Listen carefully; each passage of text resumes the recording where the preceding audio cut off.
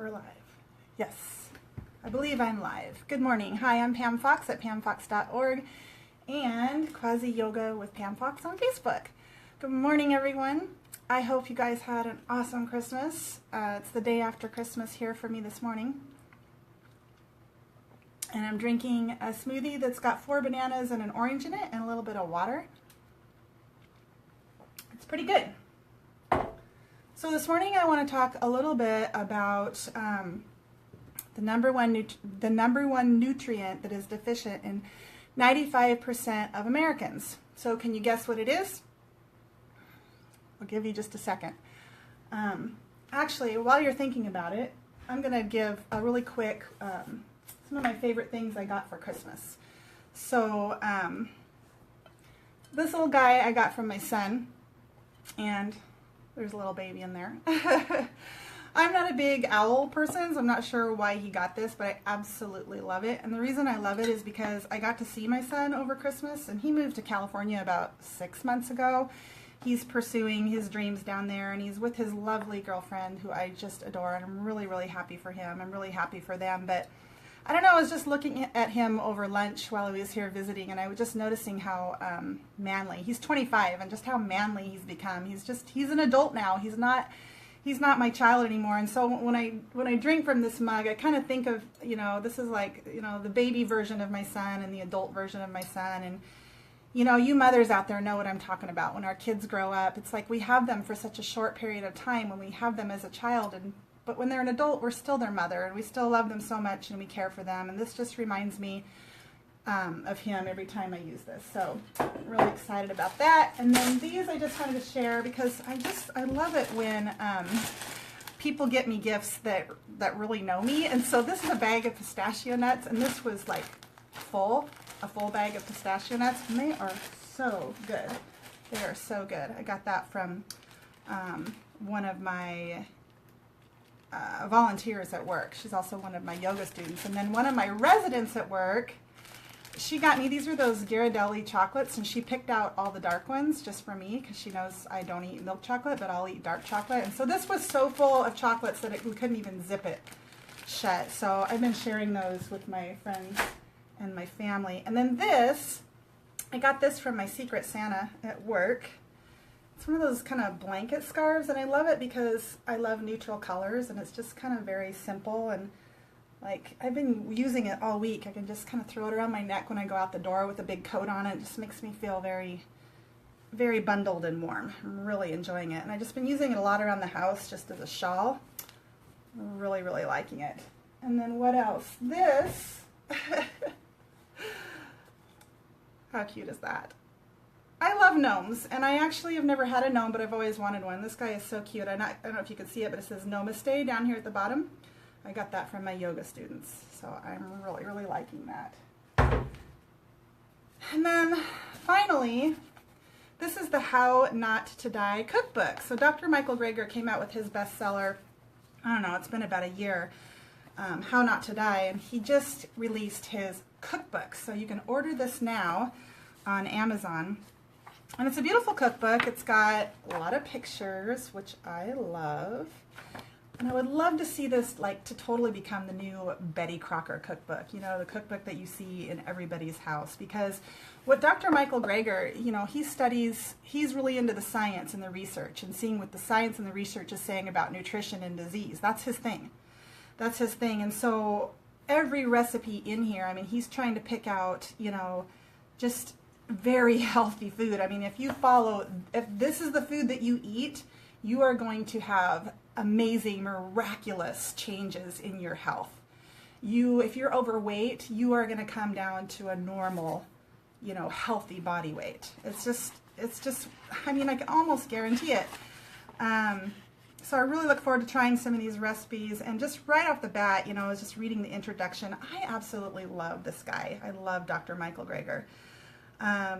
One of the things he says is just, the vast majority of premature death and disability is preventable with a plant-based diet. I mean, he makes these drop the mic statements in here that that are true, just, maybe not for everybody all the time, but for the vast majority of people, You can obviously, prevent disease with good nutrition, and you can sometimes reverse disease with good nutrition. And there's a really great email. He starts out in the introduction because he gets, tons of feedback from his readers and his patients about how this information is life-saving information, and that's why I'm here, and that's why I'm sharing this information with you today, is because I went through it myself. I went on a plant-based diet and I healed from a long list of conditions, and so I just want to encourage people to try it. That's the only way you'll know if it's going to do anything for you, is if you try it.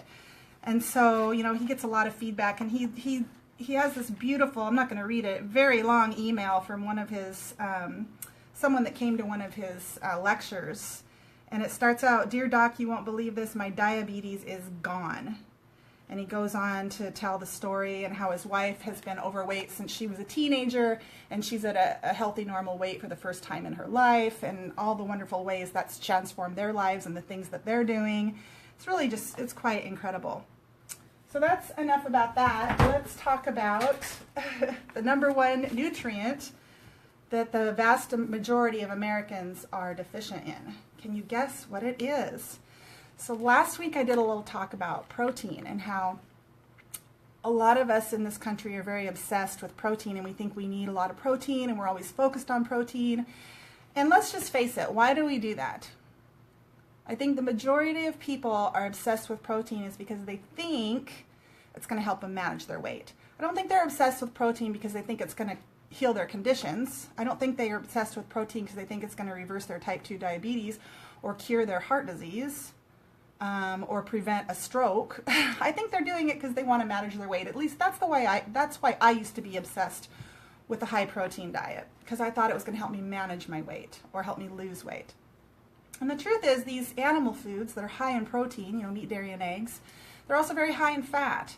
And so while, yes, many people do find that they can manage or even lose weight on a paleo diet, for example, or a ketogenesis diet, for example, oftentimes it's temporary. It's temporary success. The weight comes back on eventually. It's hard to adhere to these types of diets. So that's enough about protein. So the number one nutrient that we are deficient in this country is actually fiber. So all of this emphasis on how am I going to get enough protein and obsession with that, very little obsession with fiber. Even though, if you stop and think about it, and I know there are controversy over this depending on who you ask, but our number one killer in this country is heart disease, okay? And there's a lot of evidence that says that heart disease is brought on by a diet that is high in dietary fat, which comes from your animal foods like meat, dairy, and eggs. So you eat the diet that's high in, the protein foods, the meat, dairy, and eggs, which brings along the fat. You begin to have clogged arteries, high blood pressure, high cholesterol, the beginnings of heart disease. And yet we still continue to focus on the protein. When we reduce the amount of protein in our diet, or at least the dietary protein that comes from animal sources, and we increase the fiber, we reverse heart disease, our country's number one killer.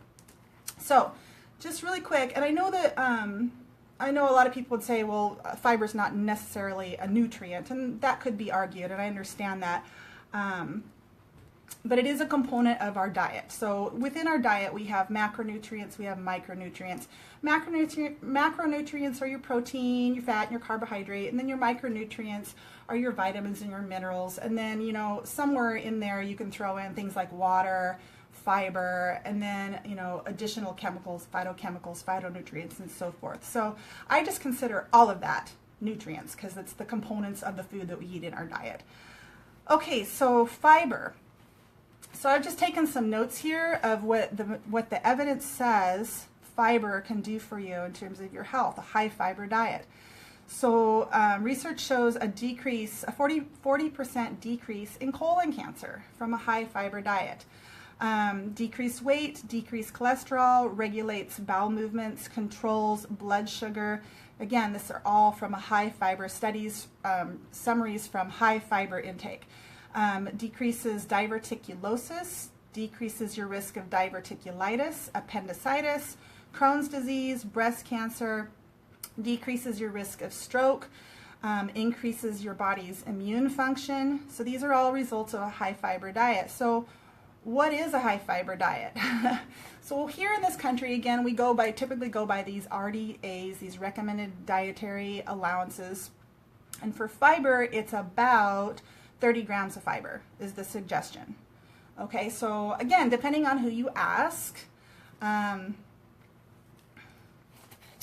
I just want to give you guys a quick tip, because before I do these videos, I usually do a little bit of research maybe the night before, or I go on and read a couple of articles so I'm just fresh about my topic, maybe watch a couple of videos, and I'll just do a quick Google search on the topic that I'm going to be talking about. And it's almost always you're going to see different people giving different advice that doesn't quite match up. It's always kind of bothered me, but I've really come to a point where I'm starting to get it. I'm starting to understand what's going on. And here's the tip.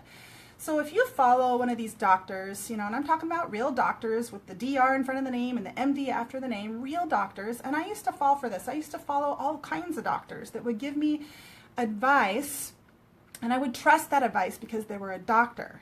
And I understand that. I understand why you would trust what they have to say more than what I had to say. I mean, I'm nobody.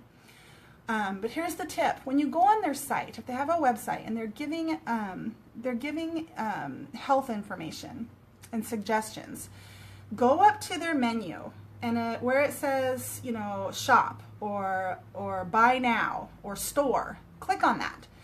And if there's, if they're just selling a couple books or a couple t-shirts or an apron or something like that, or maybe they've got, upcoming events or whatever, that's fine. But if they've got a whole line of supplements that they're selling, and especially if their name is on the supplement, you really need to be wary of this, because if they're giving dietary recommendations and saying their diet is so great, this is the way you should eat and this is what you should do, and yet you're going to need to supplement with these supplements.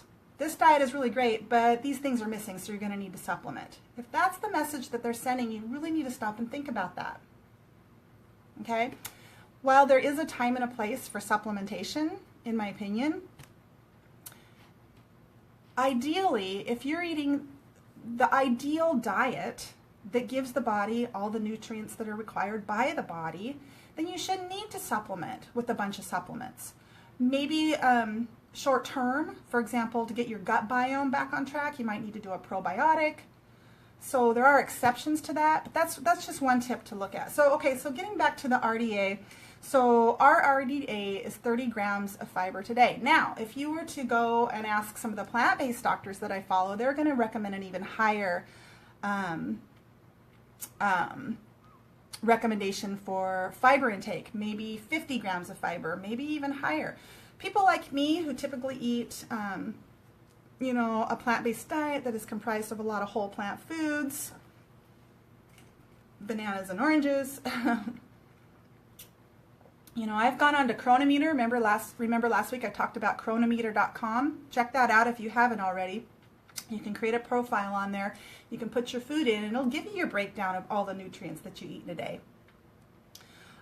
It'll tell you how much fiber you're getting. It'll tell you how much protein you're getting. So, gosh, when I first started my plant-based diet, and I was really kind of obsessed with getting in enough calories, because I really wanted to adhere to this diet. I wanted to try it for 30 days and see what it would do for me. I didn't want to try it half-heartedly and then at the end of the month go, yeah, that diet didn't work for me. I tried it, because I didn't really try it. I wanted to really wholeheartedly try it. And I knew that if I was satiated all the time, that I'd be more likely to stick to the diet. I knew that if I skipped meals and restricted calories, then I would probably get hungry and binge on something I wasn't supposed to eat. Some junk food or some meat, dairy, and eggs. So I ate a lot of food. And so I would go into Chronometer and look at my breakdowns and I'd be like in the hundreds, 200s, and 300% of my RDA for everything. It was crazy. But yeah, fiber, I was getting, 80, 90 grams of fiber in a day because I was eating so much food, so much plant food. So I think that's all I have for you guys today, except to just, let's see, I went over what a high fiber diet can do for you. I have a bunch of other notes here today, but I don't want to get into, well, I will talk about one more thing, and that is the gut flora. So most of you probably have heard about the gut biome. There's, you know, a lot of people are talking about, you know, probiotics and the gut flora, and how the majority of your immune system resides in the gut, and how you know, healthy people at a regular BMI, body mass index, who are on a plant-based diet and thriving, when they examine their gut biome, their microflora, it's very diverse. There are a lot of different bacteria living in there. And then when they look at people who are obese and who have a lot of disease, who are on a standard American diet, there's that diversity just isn't there. They just maybe have, you know, a couple different types of bacteria in the gut. And so this gives us, while, you know, the research is very new on this topic, it does give us an indication that it's important that we have a very healthy and diverse flora within our gut. And so how do we do that? Well, one way to start to restore your gut and improve diversity in your gut is to eat a whole foods plant-based diet. Those bacteria, those healthy bacteria, do munch on the fiber in your food. Remember, the fiber. And it keeps those colonies thriving and alive. Okay, so a diet that is very deficient in fiber, you start to see the die-off of the healthy bacteria. And so simply, you know, of course you can take a probiotic, you can eat fermented foods, there's a lot of ways you can stimulate a healthy gut biome, but simply by eating a plant-based diet can oftentimes do the trick for a lot of people to begin to heal that gut. Now, with that, I just want to mention, for those of you with bowel disorders, so irritable bowel disorders, so this could be IBS, this could be Crohn's disease, this could be colitis, diverticulitis, these types of, you know, digestive system disorders, many people have said, you know, I've tried eating more fiber, you know, with these conditions, and the condition just got worse. You know, I got more symptomatic. I felt worse. And so that can happen because you're going from, you know, the standard American diet to this high fiber intake, and you've got, you know, again, the gut flora is not diversified and it can't handle all of that fiber, and so you can have, you know, bloating and discomfort. And so what I want to say to that is to not just, you know, say, well, I need to go on a low fiber diet, which I've gone on the internet and seen doctors recommending this, that you need to decrease your fiber. There are things that you can do. You can temporarily manage your fiber intake. One of the things you can do is you can juice wonderful greens. You know, oftentimes the cruciferous vegetables like your broccolis and your kales and your cabbages can cause that uncomfortable bloating. So you can juice those, so you're still getting the nutrients, and those wonderful nutrients are so healing to the gut. And that's what you want. You want to begin to heal the gut lining and diversify the gut biome. And so by incorporating in more plant foods, you can do that. But if it's making you uncomfortable, you don't want to do that. So by juicing those vegetables, you can get in those vitamins that are going to begin to heal the gut and create more diversity in the gut without quite so much fiber. And then you want to get your fiber from fruit, okay, from soluble fiber. So when we talk about soluble fiber, it's when it goes through the digestive tract, it kind of turns into a gelatin, an ooze, if you will. And so it travels through very gently and easily, okay? And so you want to get getting your fiber from fruit. You know, a lot of people do okay with oatmeal, so oatmeal and fruit would be really good.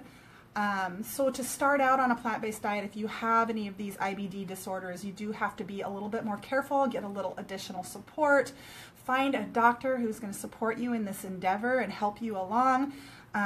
You can always hire a health coach that can help you along with that, but you don't even have to do that. I mean, there's so much free information here on the internet. That's why I'm here giving this content, sharing this life-saving information that can hopefully help you begin to plant a seed in you to start with, and help you begin to, you know, educate yourself on plant-based nutrition, and maybe, you know, one day even try it for 30 days. It's the only way you're going to know.